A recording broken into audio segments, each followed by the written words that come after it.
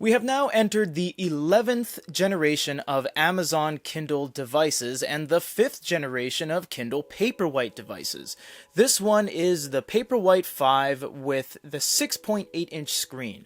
It still has 300 ppi, and it has 8 gigs or 32 gigabytes and has warm light and is waterproof. We have the 8 gig model on hand, but there are no differences when it comes to the actual unit itself.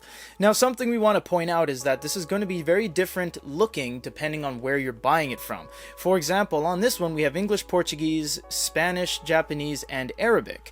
Now, Arabic is one of the most common languages in the world, but Japanese isn't, and Portuguese isn't even in the top 5, and why there's no French or Mandarin is a little bit weird, so I'm not sure why there is so much Arabic on this unit all over the place, but that's a good thing. It's really breaking down borders and giving people a fair chance to maybe get this in their language in a retail environment. Now we're going to rip this open for the first time. Note that this is not the signature edition. The signature edition will come out a little bit later. Amazon has reduced the packaging pretty drastically. They used to have these big cardboard boxes, and then they went to orange kind of thick boxes, and now they went to these fairly thin, tiny little construction paper boxes. And they used to have a black, thicker cardstock in the middle, but now it's this really flimsy kind of recyclable looking thing. Now that's good because recyclable is good, but we're kind of questioning that as the packaging becomes more minimal, the reader is less protected. In fact, there's no dampening or protection of any kind, and the box is extremely thin. So just please keep that in mind if you live in a place that is kind of prone to maybe damage when it comes to deliverable goods. Gonna put this right off to the side here, just like that, and we're gonna explore the rest of the box first.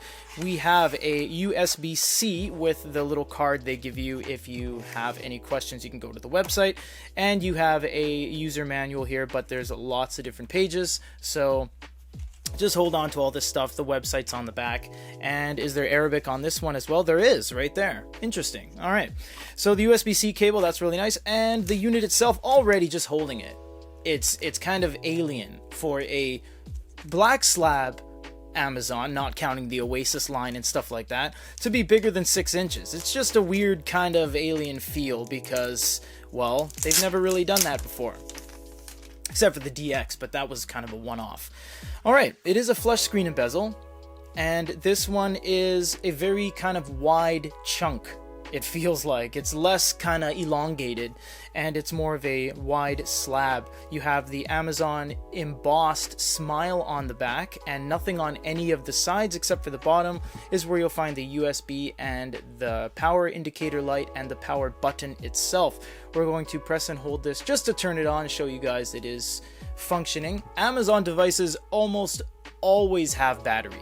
We haven't had an Amazon device that did not have battery before.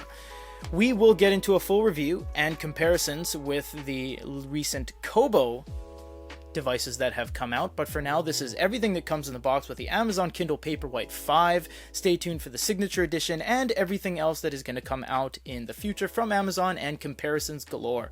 Follow Goody Reader at goodyreader.com and follow me at Toge Trial for a full unboxing of the Paperwhite 5. This is Peter.